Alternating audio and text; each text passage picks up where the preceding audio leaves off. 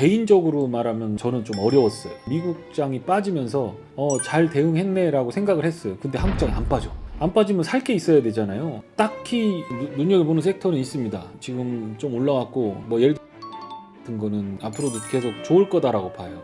반도체 같은 거는 몇 달 지나면 바닥을 잡는 섹터가 될 거고 실적 좋은 거는 또 있죠. 더 좋죠.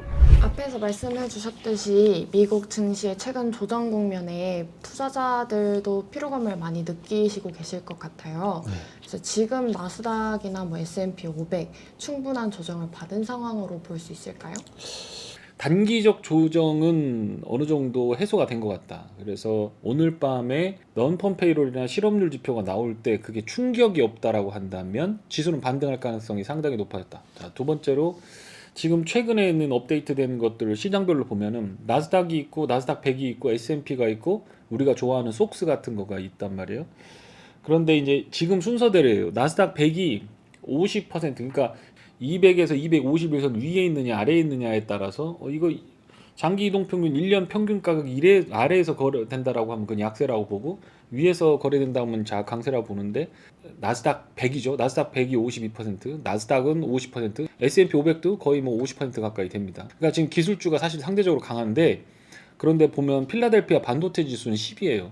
10% 정도만 지금 200일선 위에서 거래되고 나머지 90%는 전부 다 밑으로 꼬라 박았다는 얘기거든요. 그러니까 낙폭은 상대적으로 반도체 쪽에서 많이 나왔다. 근데 이제 지금 그거를 판단하는 것이 더 중요하지. 여기서 조정이 뭐 3% 5%더 주는 건 그 중요하지 않다. 왜냐하면 빠질 만큼 빠졌기 때문에 반등이 나오는 거에 대해서 우리는 어떤 전략을 가질 거냐가 중요한 거고 정말 무서운 건 장기적인 조정장이 나오느냐 안 나오느냐의 갈림길이 여기 지금 3월부터 시작해서 6월 정도까지의 어떤 흐름에 나올 거다. 왜냐하면 트럼프가 얘기를 했죠. 오늘 제목에도 그렇게 나왔는데 주식시장 좀 빠진다고 너무 그렇게 하지 마라. 더 좋게 될 거다. 이렇게 얘기하고 있어요. 그러니까 그런 부분들이 아마 좀 영향을 미칠 것 같다. 그런 생각을 하고 있습니다.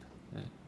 그렇다면 리세션의 초입이라고 봐도 괜찮은 수준인 건지. 예.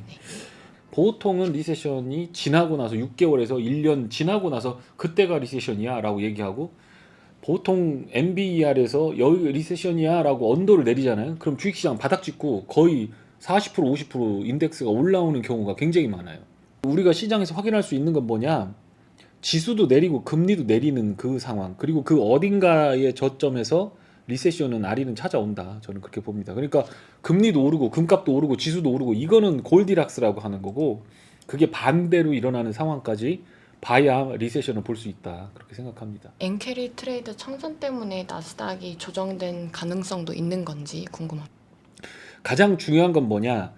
그동안의 엔캐리 트레이드를 협소하게 본다면 미국과 엔화의 금리 차이에 따른 스프레드를 먹기 위한 캐리 트레이드라고 생각을 하지만 실제로는 그게 아니다. 핵심은 돈이 필요한 애들이 핵심이고 돈이 필요한 거는 주로 신흥국들이다. 선진국의 돈을 꾸고 싶어 하는 애들이 있고 유로존은 지들 안에서 잘 사는 나라와 못 사는 나라가 있기 때문에 그 안에서 통화로 엮어서 낮은 금리로 다 배분을 해주는 방식이기 때문에 유로존에서 나올 돈이 없다. 이제 그걸 분담금을 내기 싫어서 영국이 브렉시트 한 거 아닙니까? 그런데 이제 중국이 돈을 빌려주냐? 걔네는 아직도 돈이 그렇게 뭐 남는 그런 건 아니다. 그래서 뭐 위에나 캐리 트레이드 이런 것들은 미국의 일부 어떤 금융 투자, 부동산 투자를 제외하고는 증시에 미치는 영향은 많지는 않았다라고 생각하고 달러 값이 빠지고 있는 상황이기 때문에 어느 정도 일정 수준 이하로 내려가기 시작하면 엔캐리 트레이드를 달러 캐리 트레이드로 바꾸는 기간이 올 겁니다. 지금 그래서 달러 인덱스가 가장 중요하다 그렇게 생각하고요. 지금 아마 1차적인 청산은 이루어졌을 거다 그렇게 생각합니다. 신흥국의 실질 경제 성장을 위해 필요한 돈이 엔캐리 트레이드의 최고의 원동력이고 두 번째 그것을 조달하는 과정에서 비싼 달러를 회피하기 위해서 엔화 수요를 촉발하는 그런 과정이 온다면 엔화가 제로금리가 되거나 엔화 환율이 향후 엔화가 강세가 아니라 약세가 될 거다라는 베팅이 있어야 되는데 지금은 그 반대의 상황이기 때문에 더 진행되기는 어렵다. 그러면 그거에 대해서 미국에서 보고 있다가 오케이 엔화 약세 베팅 하면서 엔화를 막 때려대기 시작하겠죠. 근데 그거는 일단락된 것 같다. 왜냐면 엔화가 강세가 되니까. 그래서 큰 틀에서 보면 그 두 가지 축이 무너졌기 때문에 엔캐리 트레이드는 당장 오늘 저녁에 청산돼도 아무런 뭐 어떤 반대할 이유가 없다. 저는 그렇게 생각합니다. 이게 속스, 필라델피아 반도체 지수도 상대적으로 많이 하락했는데 이걸 통해서 투자자들이 뭐 생각해봐야 할 점이 있을까요? 그러니까 이게 속스가 보면은 지금 200일선 이상에 있는 거가 10%밖에 안 돼요. 나머지는 지금 빠졌다. 그러니까 뭐 예를 들어 20개 종목, 30개 종목이다 보면 한 3개 정도 빼놓고 나머지는 다 200일선 밑으로 꺾어졌다라는 거죠. ISM 제조업 지표만 보면 어쨌든 서비스업 지표하고 ISM 서비스업하고 반도체 지수하고는 상관관계가 거의 없어요. 근데 제조업하고는 관련이 있는데 이번에 제조업은 다시 거꾸라졌고 뉴 오더라든가 인플로이먼트라든가 이런 것들은 제조업은 안 좋았거든요. 그러면서 국채금리 튀어 올랐다가 서비스업이 좋아지니까 다시 국채금리 떨어지고 있는 그런 상황이고, 그렇기 때문에 만약에 바이더 딥을 해야 된다라고 하면 전 저점을 잘 지키는지를 보고 하는 게 맞겠다. 일단 ISM 뉴 오더만 보자. 그게 제조업 뉴 오더 봤을 때 그건 아닌 것 같으니 지금은 ISM 뉴 오더를 믿고 조금 보수적으로 대응하는 게 맞는 것 같다. 그렇게 생각합니다. 미국 부동산 시장 문제가 없는 건가요? 어쨌든 사업용 부동산 큰 빌딩에 투자하는 돈들은 돈이 많은 사람들이 투자를 하는 거기 때문에 사회적인 충격이 없기 때문에 지금 그게 뉴스거리가 안 되는 상황인 거예요. 어쨌든 은행권으로만 확산이 안 되면 부동산은 문제 없어요. 왜냐면 깔고 앉아 있는 실물이기 때문에 문제 없는데 어쨌든 그건 좀 어렵다. 그다음에 멀티패밀리라고 해서 우리로 말하면 맨션이야. 그 멀티패밀리 관련된 거에서 연체율 엄청나게 높아지고 있어요. 그래서 그런 것들 좀 어렵다. 그리고 가장 좋았던 건 인더스트리얼 부분인데 물류창고. 지금은 뭐 온라인 세대인가 아마존이 계속 지금 아마존이 온라인 매출 막 이런 것들이 전체 시장에서 아마존 매출, 온라인 매출 차지하는 비중이 커지고 있기 때문에 걔들은 아직까지는 괜찮아요. 계속해서 좋아지고 있다. 결론은 그거예요. 부동산 시장이 렌트, 그러니까 임대료가 계속 지속적으로 올라갔어요. 올라가는 거의 핵심은 뭐냐면 건축비가 상승했다라고 하는 건데, 그러면 우리나라로 말하면 집을 짓는데 예를 들어서 뭐 10억이 들었어. 그런데 그러면 70평짜리를 짓지 말고 35평짜리 지으면 될 것 아니냐 이렇게 생각을 하잖아요. 미국은 약간 그런 법이 정해져 있대요. 이 동네에 들어올 때는 집은 무조건 60평에서 70평 이상으로만 지어야 된다. 그래서 그런 부분들이 물가를 올렸다. 그리고 두 번째로 그거에 대한 원자재비나 이런 것들이 올랐기 때문에 급격하게 집값이 올라가면서 인플레를 자극했다. 그런데 지금 렌트가 안 나와. 그래서 신규 주택 착공이나 허가나 이런 것들, 그 다음에 컴플리션 됐는데 안 팔리고 세도 안 나가고 하는 것들이 누적적으로 쌓이고 있어. 그러니까 렌트는 내려간다. 그러니까 인플레는 잡힌다 이거죠. 예. 부동산 문제에 있어서는 렌트만 잘 보면 될 것 같다. 주식시장에 영향을 미치는 건 그렇게 생각합니다. 오늘 미국에서 NFP가 발표가 되잖아요. 미국 고용 시장은 어떻게 전망하고 계신가요? 고용에 대해서 짐작할 수 있는 부분이 많은데 ADP 고용이 이번에 쇼크가 났잖아요. ADP가 민간 고용이죠. 그 non-farm payroll은 정부의 입김이 굉장히 센 거다라고 보시면 돼요. 고용 부분을 아마 예전에는 막 리비전도 하고 뭐 하고 계속 고용이 좋은 것처럼 막 대선 전에는 유지했지만 아마 지금 트럼프 입장에서 봤을 때는 금리를 떨어뜨리고 자산 시장 때문에 오게 되는, 그러니까 주택 시장과 주식 시장 그 두 개의 주체가 물가를 끌어올리는 부분을 낮추기 위해서, 그래서 아마 마사지를 하지 않고 그냥 있는 대로 깔 거다. 그렇게 되면 넌펌페이로 쇼크가 나면서 금리가 툭 떨어지고 시장이 뭐 그걸 보고서 시장이 이제는 금리 인하라고서 올라갈지 아니면 리세션에 대한 두려움 하면서 한 번 더 빠질지 그건 모르겠다. 다만 넌펌페이롤 자체는 향후 한두 달 정도는 기대할 게 없다. 최근에 국채 금리도 하락을 했잖아요. 네.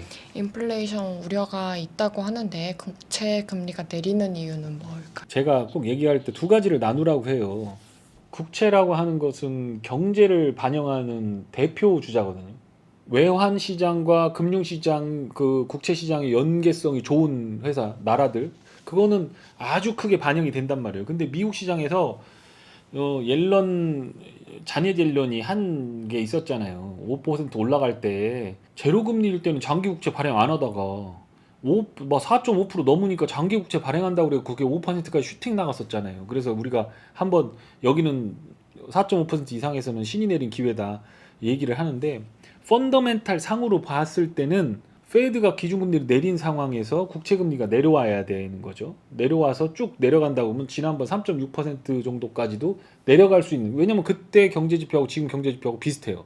그러니까 지금은 너무 오버가 된 게 한 건 뭐냐면 국채시장 내부 내에서의 어떤 수급의 문제가 있어요. 그러니까 장기 국채를 살 사람도 없고, 그 다음에 이 채권 발행 관련돼서 그게 좀 꼬이고 이러면서 수급적인 문제가 펀더멘탈을 압도했기 때문에 국채 금리가 4.5 이상으로 눌렸던 거지. 아마 넘펀 페이롤이 나오거나 혹은 실업이나 이런 부분들이 고용 시장이 투명하게 보이기 시작하면 4% 언더로 내려갈 가능성이 있다. 저는 그렇게 생각합니다. 이사님이 보시기에 3월 첫 주에 한국 시장 분위기는 어땠나요? 그 개인적으로 말하면 저는 좀 어려웠어요. 2월 달까지는 그래 그냥 팔고 기다리자. 그리고 실제로 그렇게 하면서 미국장이 빠지면서 잘 대응했네라고 생각을 했어요. 근데 한국장이 안 빠져. 안 빠지면 살 게 있어야 되잖아요. 아, 이거 좋다 저거 좋다. 근데 딱히 이걸 내가 만약에 if 내가 저기서 저걸 샀다라고 가정하면 얼마 먹었을까라고 봤을 때 그렇게 큰 수익이 나지 않더라는 거죠. 만약에 우리나라 환율이 안정이 되는 상황이면 지금 1460원인데 환율이 1500원을 터치하지만 않으면 이제 안정적인 상태로 계속 유지가 될 텐데, 그렇게 된다면 달러 인덱스가 하락하는 구간이 온다면 전체적으로 지수 레벨은 올라갈 수 있겠지만, 그러면 뭘 사야 되느냐라고 질문을 했을 때 뭐 우리가 주력으로 보는 섹터들은 대부분 밸류가 작고, 그렇다고 성장주 섹터를 투자하기에도 되게 애매하고, 그러면 지금 빠져 있는 걸 사야 돼. 반도체나 바이오, BB를 사야 되느냐? 그럼 그것도 보면 재무적 상태를 보면 쉐시야. 그것도 지금은 종목별로 포커싱해서 그놈을 레인지를 잡아놓고 대응을 하지 않으면 돈 벌기 되게 어려울 것 같다. 차라리 폭삭 무너져야 되는데 무너질 것도 없다. 왜냐면 지수가 안 내려가니까. 그리고 중요한 건 지수가 빠지면, 예를 들어서 뭐 삼양식품 이런 걸 예를 들어보자고요. 우리가 주력으로 굉장히 좋게 보고 있었던 거잖아요. 삼양식품. 지수가 빠지면 빠져야 될 거 아니야. 그래야 밑에서 살 거 아니야. 지수 빠졌으니까, 나스닥 빠졌으니까 한국도 빠질 거지. 그러면 한국 시장 빠지면 그럼 삼양식품 조용히 기다리고 있다 사야지 라고 했는데 삼양식품 안 빠지고 올라가. 다른 거 팔아갖고 이거 사는 거지. 그러니까 엇박자가 계속 나고 딸꾹질이 나고, 그러니까 개인 투자가들은 되게 시장을 어려워할 가능성이 높다. 마지막 질문으로 섹터들 중에서 네. 이사님께서 눈여겨보고 계시는 섹터가 있거나 그럴까요? 뭐 2차 전지라든지 네. 반도체라든지. 눈여겨보는 섹터는 있는데 지금 좀 올라왔고, 뭐 예를 들어 피부 의료기 같은 거는 저는 앞으로도 계속 좋을 거다라고 봐요. 반도체 같은 거는 조금 뭐 주간 단위로 뭐 월간 단위로 하는 방송에서 제가 할 말은 아니지만 몇 달 지나면 반도체도 바닥을 잡는 섹터가 될 거고, 실적 좋은 거는 또 있죠. OLED 같은 건 섹터 좋죠. 화장품 같은 것도 열심히 봐야 되고 그런 생각이 듭니다. 조선이라든가 방산이라든가 이런 것들은, 조선 같은 것도 리스크가 하나가 있죠. 지난번부터 계속 말씀을 드렸던 거. 세계 평화가 오면 조선이 어떻게 될 거냐. 그다음에 글로벌 무역 질서가 재편이 되면서 무역액 자체가 다운턴이 되게 되면 컨테이너 요금이 어떻게 될 거냐. 뭐 단기적으로는 뭐 그게 컨테이너 요금이 변동을 한다고 해서 이미 수주 받아놓은 거에 대한 단가를 후려치거나 이렇게 하는 건 안 되겠지만, 제 방산 같은 경우는 우크라이나 전쟁 끝나면 방산주 내려갈 줄 알았는데 지금 한화 에어로스페이스가 실적, 현대 로템 실적 나오고 그러고 나서 현대 로템이 얘기했죠. 끄떡없어, 우리 또 수주 받을 거야. 탱크 또 폴란드에서 막 갖고 오라고 한다고 막 이러면서 막 뽐뿌질을 하고 있기 때문에 걔들이 지금 끌고 있단 말이에요. 근데 어쨌든 방산에서도 중요한 포인트가 있어요. 그거는 트렌드의 변화, 또 조선주도 마찬가지예요. 그거를 읽어내지 못하면 조금 어려움이 있을 것 같다. 다만 계속해서 내리면 살려고 하는 섹터는 그쪽일 것 같고, 제가 언젠가 모멘텀이 붙을지라고 보는 섹터는 아까 말씀드린 전반부에 말씀드린 그런 섹터일 것 같고 그렇습니다.